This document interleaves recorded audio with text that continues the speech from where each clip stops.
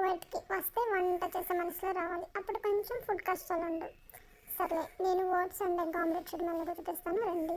నేను already oats eggs mix చేసేసుకున్నాను, కొంచెం జీలకర్ర కూడా వేసుకున్నాను, కొంచెం కారం అండ్ తర్వాత ఏమో ఉప్పు, తర్వాత ఏమో బ్లాక్ పెప్పర్ వేసుకున్నాను. మీకు నచ్చితే ఇంకేమైనా వేసుకోండి. పసుపు మర్చిపోకుండా నేను పసుపు వేయలేదు, ఎందుకంటే నాకు అలవాట్లేదు.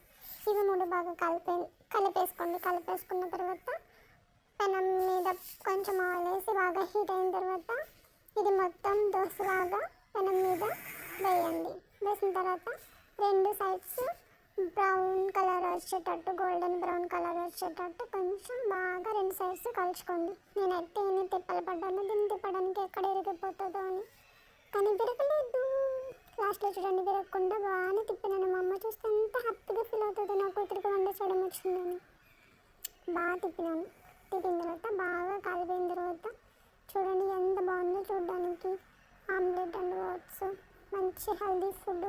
అంటే నైట్ తింటే అస్సలు ఆకలి కూడా వేయదు. నేనైతే నైట్ డ్యూటీస్లో దీన్ని ఎక్కువ ప్రిపేర్ చేస్తాను, ఎందుకంటే నైట్ అంతా ఏమీ తినకుండా ఉండాలి. ఒకవేళ ఇష్టం వచ్చినట్టు ఏమని తినేస్తాను అనుకో, వైపుతానని భయం, అందుకే చాలా డైట్ చేస్తాను నేను. 2 సైడ్స్ కలిపోయింది. ఆ పొడి తీసేసుకొని మీకు నచ్చితే కషప్తో ఎనీ కైండ్ ఆఫ్ చట్నీతో తినచ్చు. Bye bye.